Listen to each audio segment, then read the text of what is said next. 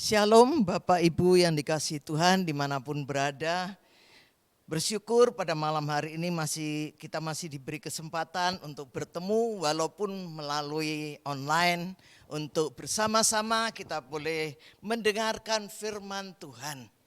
Maka mari kita akan menyiapkan hati kita, pikiran kita, supaya benar-benar kita konsentrasi untuk mendengarkan apa yang Tuhan ingin bicarakan untuk kita.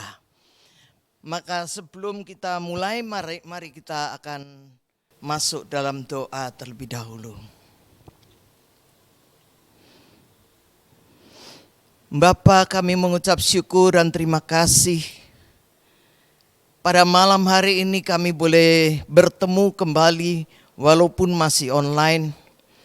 Kami mau serahkan setiap kami ke dalam tangan-Mu Tuhan.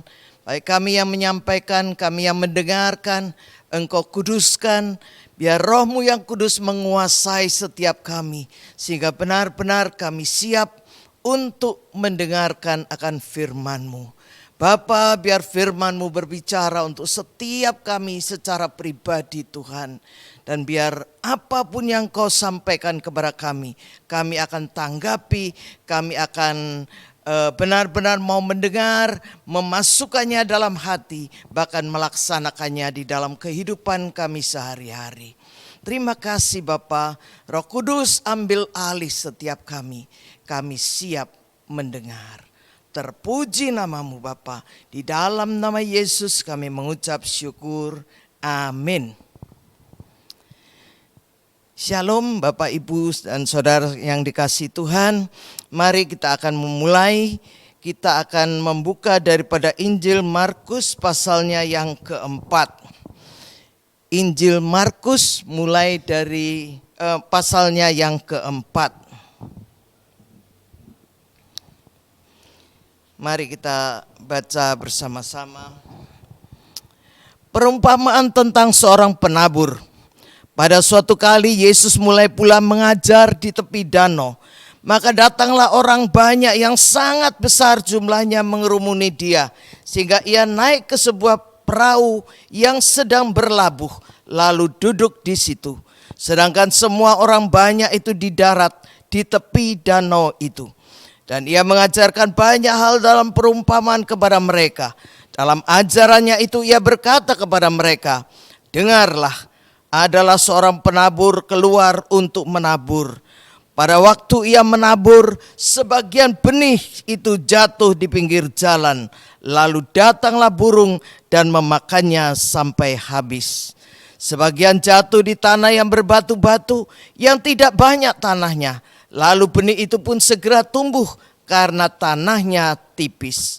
Tetapi sesudah matahari terbit, layulah ia dan menjadi kering karena tidak berakar. Sebagian lagi jatuh di tengah semak duri, lalu makin besarlah semak itu dan menghimpitnya sampai mati, sehingga ia tidak berbuah. Dan sebagian jatuh di tanah yang baik, ia tumbuh dengan suburnya dan berbuah. Hasilnya ada yang 30 kali lipat, ada yang 60 kali lipat, ada yang 100 kali lipat. Dan katanya, siapa mempunyai telinga untuk mendengar, hendaklah ia mendengar. Ketika ia sendirian, pengikut-pengikutnya dan ke-12 murid itu menanyakan dia tentang perumpamaan itu. Jawabnya, kepadamu telah diberikan rahasia kerajaan Allah, tetapi kepada orang-orang luar segala sesuatu disampaikan dalam perumpamaan. Supaya sekalipun melihat mereka tidak menanggap, sekalipun mendengar mereka tidak mengerti. Supaya mereka jangan berbalik lalu mendapat ampun. Lalu ia berkata kepada mereka, tidakkah kamu mengerti perumpamaan ini? Kalau demikian bagaimana kamu dapat memahami semua perumpamaan yang lain? Penabur itu menaburkan firman. Orang-orang yang di pinggir jalan, tempat firman itu ditaburkan, ialah mereka yang mendengarkan firman. Lalu datanglah iblis dan mengambil firman yang baru ditaburkan di dalam mereka. Demikian juga yang ditaburkan di tanah yang berbatu-batu. ialah orang-orang yang mendengar firman itu dan segera menerimanya dengan gembira. Tetapi mereka tidak berakar dan tahan sebentar saja. Apabila kemudian datang penindasan atau penganiayaan karena firman itu, mereka segera murtad. Dan yang lain ialah yang ditaburkan di tengah semak duri, itulah yang mendengar firman itu. Lalu kekhawatiran dunia ini dan tipu daya kekayaan dan keinginan-keinginan akan hal yang lain masuklah menghimpit firman itu sehingga tidak berbuah. Dan akhirnya yang ditaburkan di tanah yang baik ialah orang yang mendengar firman lalu menyambut firman itu lalu berbuah. Ada yang 30 kali lipat, ada yang 60 kali lipat, dan ada yang 100 kali lipat. Nah, kita mau sambung dengan Yohanes pasalnya yang keempat. Yohanes pasalnya yang keempat, ayatnya yang ke-34. Yang demikian bunyinya.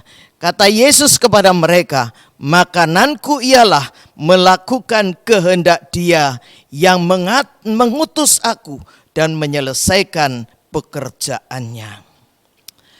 Bapak, Ibu, Saudara yang dikasihi Tuhan, kita lihat bahwa Tuhan Yesus selama Dia itu melayani di atas muka bumi, Dia itu selalu sibuk. Mengapa? Karena Dia tahu bahwa waktunya untuk melayani di dunia itu begitu singkat. Dan memang sangat singkat, hanya sekitar 3,5 tahun. Nah, itulah sebabnya dimanapun Dia itu berada, Dia selalu melakukan kehendak Bapanya dan menyelesaikan pekerjaan Bapanya. Apa itu? Memberitakan bahwa jalan ke surga sekarang sudah terbuka, yaitu melalui percaya kepada dirinya sendiri. Nah, saat memberitakan firman itu, Dia itu tidak pandang bulu siapa. Oh, saya mau sampaikan pada golongan ini saja atau golongan itu saja. Tidak. Tetapi Dia mau menyampaikan kepada setiap golongan yang ada. Itu sebabnya kadang-kadang Dia itu mengajar di bait suci, di mana kita lihat ada banyak ahli Taurat, orang Farisi, dan ya orang-orang yang sejenis itu yang ada di sana. Nah, tetapi kadang-kadang kita lihat juga Dia berada di tempat-tempat yang lain. Seperti yang kita baca di dalam bagian firman tadi itu, di mana Dia itu pada saat itu mengajar di tepi danau. Dan kita lihat bahwa orang-orang yang mendengar pada saat itu jumlahnya lebih banyak, lebih merupakan orang-orang kebanyakan dari segala golongan itu ada, sehingga jumlahnya itu sangat banyak. Dan supaya Dia tidak terhimpit oleh orang banyak, dikatakan tadi Tuhan Yesus naiklah ke salah sebuah perahu yang sedang berlabuh di situ untuk mengajar dari atas perahu itu. Nah, walaupun semua bisa mendengarkan ajaran yang Tuhan Yesus sampaikan itu, namun kita lihat bahwa tidak semuanya itu diajar dengan cara yang sama. Kita melihat tadi di dalam Markus pasalnya yang keempat, dalam ayat yang kedua, dikatakan ia mengajarkan banyak hal dalam perumpamaan kepada mereka. Dalam ajarannya itu, ia berkata kepada mereka. Jadi di sini kita lihat bahwa dikatakan Tuhan Yesus mengajar melalui perumpamaan. Mengapa kok diajar melalui perumpamaan? Nah, karena golongan ini adalah golongan orang yang sebenarnya tidak serius. Mereka itu hanya senang kumpul-kumpul, ya. Mereka hanya senang dengar cerita-cerita dari Tuhan Yesus. Nah, apalagi kalau Tuhan Yesus lagi buat mujizat 5 roti mengenyangkan 5.000 orang laki-laki dan sebagainya. Nah, di sini kita melihat mereka itu senang karena mereka nanti pulang dengan perut yang sudah kenyang. Nah, itu sebabnya saat mereka itu mencari-cari di mana Tuhan Yesus berada setelah memberi makan 5.000 orang itu. Kita lihat di dalam Yohanes pasal yang ke-6 ayat yang ke-26. Di situ Tuhan Yesus itu berkata, Yesus menjawab mereka, "Aku berkata kepadamu, sesungguhnya kamu mencari aku, bukan karena kamu telah melihat tanda-tanda, melainkan karena kamu telah makan roti itu dan kamu kenyang." Nah, di sini kita lihat bahwa orang-orang itu hanya mencari Tuhan Yesus karena ada kepentingannya sendiri-sendiri. Mereka tidak mencari Tuhan Yesus karena rindu untuk mendengar firman. Mereka tidak cari Tuhan Yesus untuk mengerti bagaimana mereka itu bisa masuk dalam kerajaan surga dan hal-hal rohani yang lain. Tetapi mereka hanya mencari hal-hal yang jasmani. Nah, Tuhan Yesus dikatakan memakai perumpamaan. Mengapa Tuhan Yesus tidak pakai cara yang jelas saja supaya mereka itu ngerti? Karena Tuhan Yesus tahu bahwa mereka tidak pernah membuka hati mereka untuk firman Tuhan. Kalau kita melihat di dalam Lukas pasal yang ke-12, ayatnya yang ke-47 dan 48, di situ kita melihat, adapun hamba yang tahu akan kehendak tuannya, tetapi yang tidak mengadakan persiapan atau tidak melakukan apa yang dikehendaki tuannya, ia akan menerima banyak pukulan. Tetapi barang siapa tidak tahu akan kehendak tuannya dan melakukan apa yang harus mendatangkan pukulan, ia akan menerima sedikit pukulan. Setiap orang yang kepadanya banyak diberi, daripadanya akan banyak dituntut. Dan kepada siapa yang banyak dipercayakan, daripadanya akan lebih banyak dituntut. Jadi kita tahu semakin orang-orang itu akan mengerti apa yang menjadi kehendak daripada Tuhan, tetapi tidak melakukannya, dikatakan semakin berat hukuman yang akan mereka terima. Namun kalau mereka itu tidak tahu banyak, maka hukumannya itu akan lebih ringan walaupun tetap akan dihukum. Ya. Yang kedua kita baca di dalam Matius pasalnya yang ke-7 ayatnya yang ke-6. Di situ dikatakan, jangan kamu memberikan barang yang kudus kepada anjing, dan jangan kamu melemparkan mutiaramu kepada babi, supaya jangan diinjak-injaknya dengan kakinya, lalu berbalik dan mengoyak kamu. Jadi firman Tuhan itu kudus. Firman Tuhan itu berharga. Di sini diumpamakan seperti mutiara firman Tuhan itu. Itu sebabnya kita itu tidak boleh membuang-buang seenaknya atau memberikan kepada orang-orang yang tidak punya niatan untuk mendengar.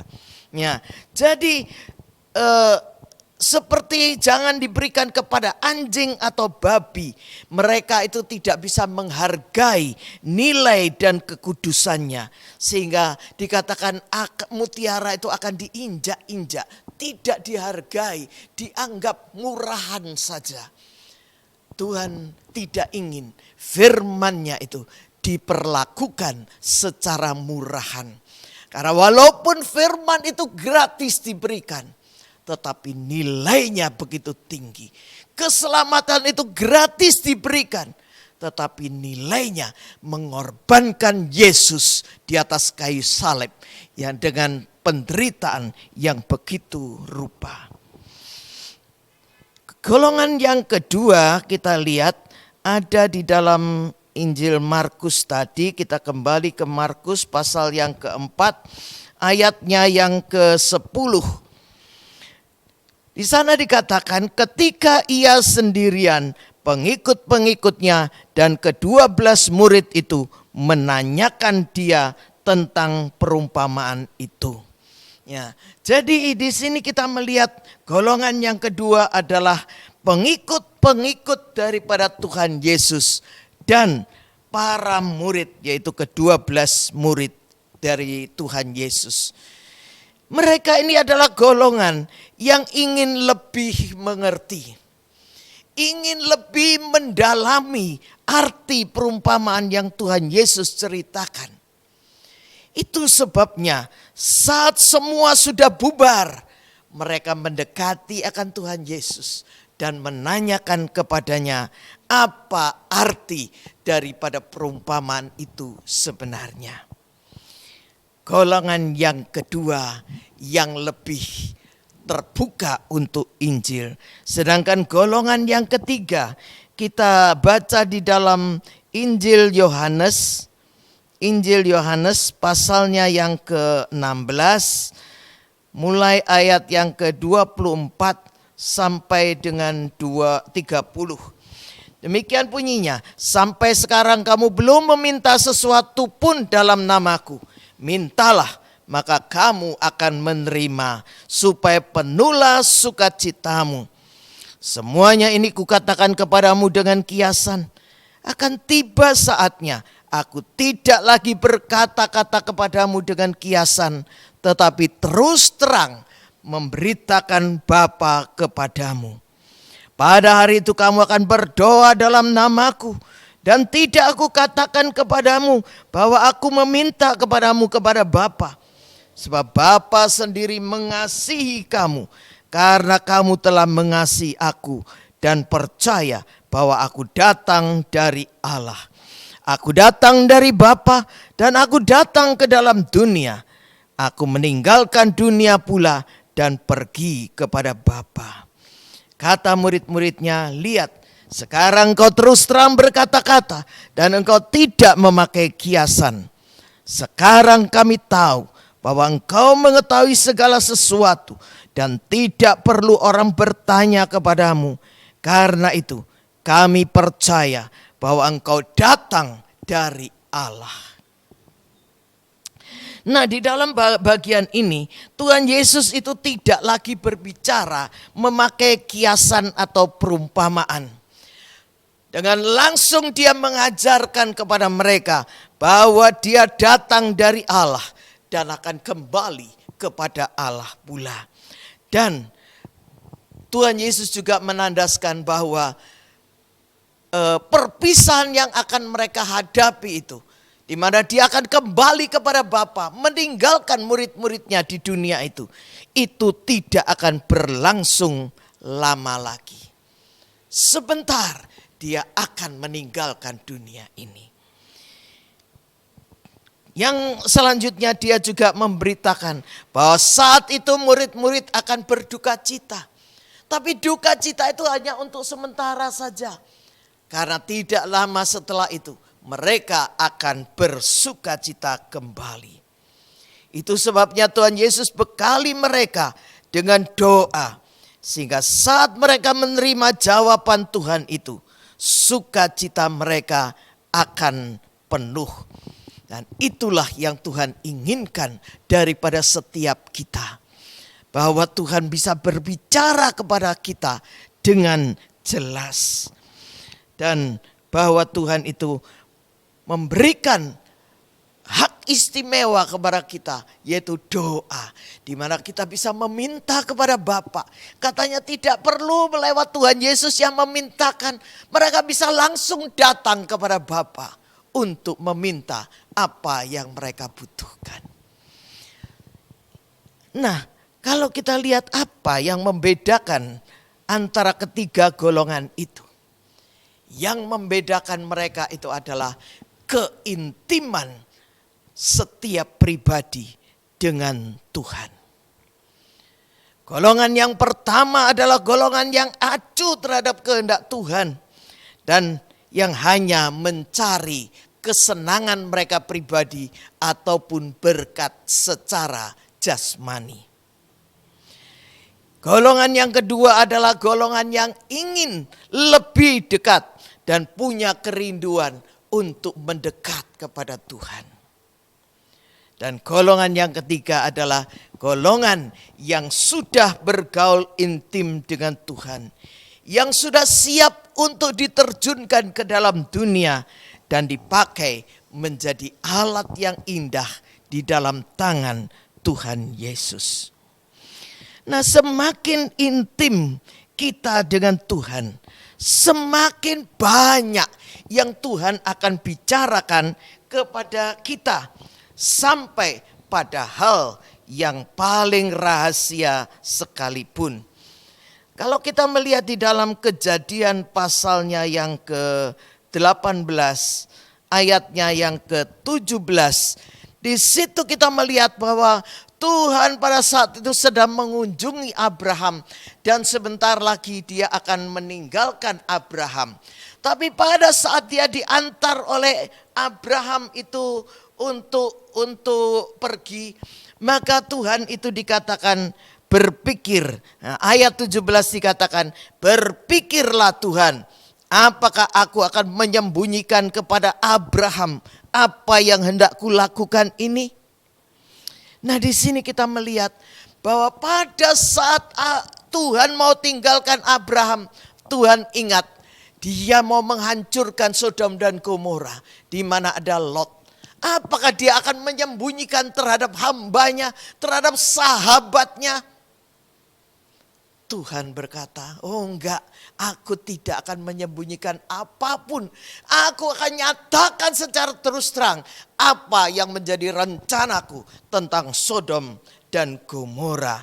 Dan itu sebabnya Tuhan itu berbicara dengan jelas kepada Abraham bahwa dia akan pergi untuk menghancurkan Sodom dan Gomora. Dengan akibat terjadilah tawar-menawar antara Abraham dengan Tuhan supaya Lot bisa diselamatkan. Ya, jadi kita lihat semakin kita mendekat kepada Tuhan, semakin intim hubungan kita kepada Tuhan, semakin Tuhan anggap kita sebagai sahabatnya, semakin dia akan membukakan segala macam perkara kepada kita. Tidakkah kita ingin memiliki hubungan seperti hubungan yang dimiliki Abraham itu? Selanjutnya kita lihat apa arti perumpamaan yang Tuhan Yesus ceritakan itu. Dikatakan saat benih atau firman Tuhan itu diberitakan, firman Tuhan itu bisa jatuh kepada 4 macam tanah. Tanah hati orang yang mendengarkan firman tersebut. Yang pertama, benih itu jatuh di pinggir jalan dan burung-burung akan datang untuk memakannya sampai habis. Firman Tuhan yang jatuh di tanah hati seperti itu adalah firman yang tidak ditanggapi.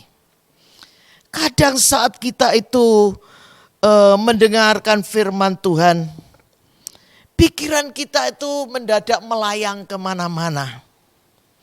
Atau kita itu mungkin dalam ibadah kita diajak omong sama orang yang duduk di sebelah kita. Atau kita sedang main gadget sehingga firman yang disampaikan itu lewat begitu saja. Itu adalah firman yang akan diambil oleh burung-burung lambang iblis itu. Sehingga firman itu tidak bisa bertumbuh karena kita tidak mendengar. Kita tidak mengerti apa firman Tuhan itu. firman itu akan diambil oleh iblis, dia tidak bertumbuh dan mati. Yang kedua, benih atau firman itu bisa jatuh di tanah yang berbatu-batu. Firman itu dikatakan akan segera tumbuh, tapi akarnya tidak bisa nembus karena ada batu. Sehingga kemudian dia pun mati. Nah, mengapa firman itu mati? Dikatakan karena ada penindasan atau penganiayaan karena firman itu. Orang-orang seperti ini mungkin berasal dari keluarga yang non-Kristen. Sehingga ketika mereka itu dapat tantangan, baik dari keluarga atau dari lingkungan di mana mereka berada. Dan karena mereka tidak bersedia untuk bayar harga, maka mereka menyerah. Mereka kembali pada keyakinannya yang semula. Sehingga benih itu dikatakan akan kembali mati.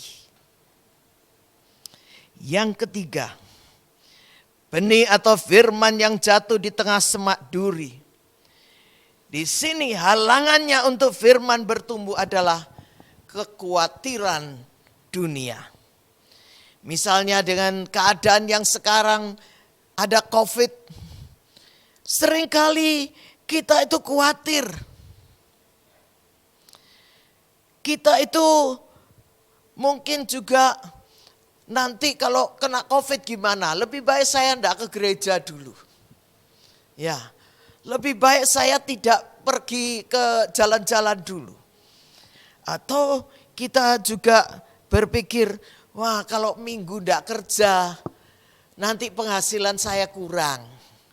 Nanti anak istri makan apa? Sehingga kita kemudian memakai hari Minggu itu bukan untuk beribadah kepada Tuhan, tetapi untuk kita itu bekerja. Atau ada juga yang khawatir karena dia tidak berani untuk mengembalikan perpuluhan. Dia mengatakan segini aja kurang kok, apalagi kalau saya ngasih perpuluhan. Sehingga dia tidak bisa bertumbuh karena firman yang ditanamkan ditolak. Firman yang ditanamkan itu seperti dihimpit oleh semak duri sehingga firman itu akan mati. Ada yang juga dikatakan ada tipu daya kekayaan yang menghimpit akan firman itu. Ya, misalnya kita itu ditawari pekerjaan tapi pekerjaan itu tidak halal. Tapi dapat gaji yang tinggi. Sehingga kita pikir, ya daripada tidak punya kerjaan, daripada saya kurang terus, ya ambil saja, sikat saja pekerjaannya itu. Ya, tipu daya kekayaan menghimpit firman. Dan keinginan akan hal-hal yang lain. Misalnya ingin cepat kaya. Sehingga dengan cara apapun dia ingin mendapatkan pokok uang masuk. Bisa korupsi ya korupsi. Bisa melakukan apa ya apa saja dilakukan. Asal uang masuk. Tipu daya kekayaan dan keinginan akan hal-hal yang bukan daripada Tuhan. Menghimpit firman. Sehingga kembali kita lihat firman itu mati. Yang keempat, benih atau firman yang jatuh di tanah yang baik. Yaitu orang-orang yang serius mendengarkan firman Tuhan yang disampaikan. Dia bukan hanya mendengar, tapi dikatakan dia menyambut firman itu. Sehingga firman itu disimpannya di dalam hati. Firman itu kemudian berakar ke dalam, bertumbuh ke atas. Dan menghasilkan buah. Ada yang 30 kali, 60 kali, dan 100 kali lipat. Kalau kita perhatikan dari keempat tanah hati itu, yang sedang ditaburi firman Tuhan. Yang tumbuh dan berbuah itu hanya golongan yang keempat. Apa artinya? Hanya 1/4 atau 25% orang-orang yang ditaburi firman itu, firmannya akan bertumbuh di dalam hatinya. Sisanya 75% firman yang ditaburkan setiap saat, setiap minggu di gereja, itu akan mati. Dan ini jumlahnya 3 kali lipat dari yang tumbuh itu tadi. Bapak, Ibu, Saudara yang dikasihi Tuhan, tidakkah ini sesuatu yang sangat mengerikan? Kita ini sebenarnya termasuk yang mana? Apakah kita itu termasuk yang di pinggir jalan, yang keras hatinya, sehingga firman tidak bisa tumbuh, dirampas oleh iblis? Kita kembali keluar dari gereja tanpa ada sesuatu yang kita ingat daripada firman yang disampaikan. Ataukah tanah hati kita itu masih berbatu-batu, sehingga walaupun kita senang pada saat kita mendengar firman itu, sepertinya kita bertumbuh, tetapi tidak lama tumbuhnya. Karena dia tidak bisa menembus kekerasan hati yang ada. Sehingga benih itu pun akan mati. Ataukah tanah hati kita bersemak duri, sehingga benih itu pun akhirnya terhimpit oleh semak duri dan akhirnya mati? Ataukah kita dengan yakin bisa berkata bahwa tanah hati kita baik, subur, sehingga benih firman itu akan bertumbuh dan berbuah? Bapak, Ibu, Saudara yang dikasihi Tuhan, sekalipun kita itu memiliki tanah hati yang subur, tapi bukankah seringkali sikap kita itu juga seperti ketiga tanah hati yang lain? Di mana saat kita itu mendengarkan firman Tuhan, kita sering kurang konsentrasi. Seringkali kita itu mendengar firman Tuhan sambil lalu dan sambil mengerjakan pekerjaan-pekerjaan yang lain. Apakah firman seperti itu akan tumbuh? Dan apakah mungkin kita kadang-kadang juga khawatir menghadapi dunia ini, menghadapi COVID, menghadapi zaman di mana semakin hari semakin menjadi sulit zamannya ini. Karena dengan kedatangan Yesus yang semakin dekat, kita tahu bahwa keadaan dunia tidak akan bertambah baik, tetapi keadaan dunia akan menjadi semakin sulit. Semakin banyak halangan, semakin banyak penderitaan yang ada. Ataukah kita itu benar-benar yakin bahwa tanah hati kita itu subur? Kalau belum, mari kita mau serahkan. Jangan hanya sebagian tanah hati kita yang kita serahkan. Mari kita serahkan seluruh kehidupan kita, seluruh hati kita, seluruh pikiran kita, seluruh keberadaan kita. Kita serahkan kepada Tuhan. Minta Dia untuk menunjukkan kepada kita mana yang masih kurang berkenan kepadanya.